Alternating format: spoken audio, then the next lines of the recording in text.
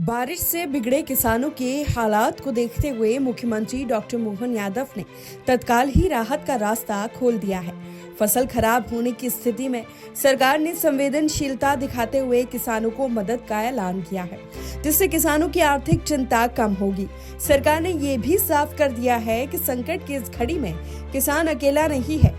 भावांतर योजना को आगे बढ़ाते हुए मुख्यमंत्री डॉक्टर मोहन यादव ने कहा कि किसान अपना पंजीयन कराए और जिस भी भाव में उसकी फसल बिकेगी उसका एमएसपी के आधार पर सरकार पैसा देकर भरपाई करे। मध्य प्रदेश सरकार किसान कल्याण के लिए प्रतिबद्ध है।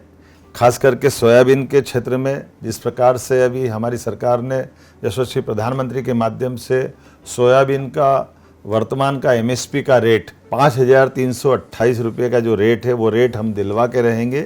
इसमें वो अपना माल मंडियों में बेचे, लेकिन वो केवल पंजीयन हमारे यहाँ करा ले, तो इस आधार पर अंतर की राशि जो घाटा होगा सरकार देने के लिए तैयार है। यशस्वी प्रधानमंत्री के आशीर्वाद से किसानों के लिए कोई तकलीफ नहीं है। हम हर हालत में किसानों का उनका योग्य प्रकार से घाटे की भरपाई करने के लिए भावांतर योजना लागू कर रहे हैं। अर्थात जिस किसान का FAQ होगा उसे विक्रय मूल्य और न्यूनतम समर्थन मूल्य MSP के अंतर की राशि सीधे सरकार उनके खाते में देगी।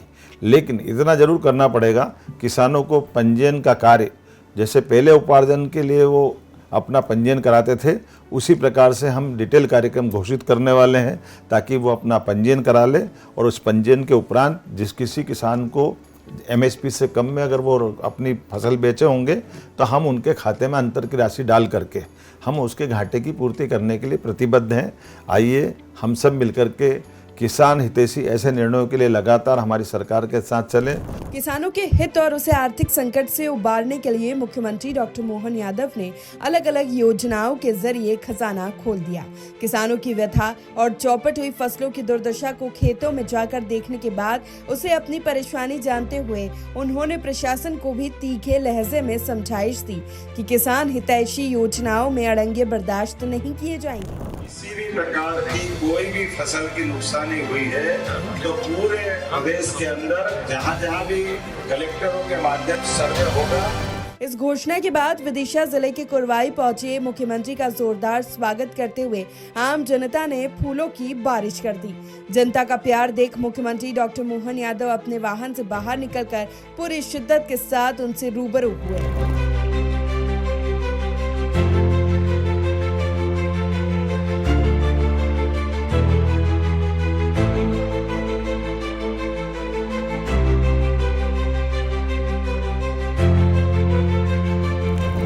की परेशानी सामने आते ही मुख्यमंत्री डॉक्टर मोहन यादव ने उनकी चिंता को दूर करने के उपायों पर मंथन किया और भावांतर योजना को लागू कर दिया।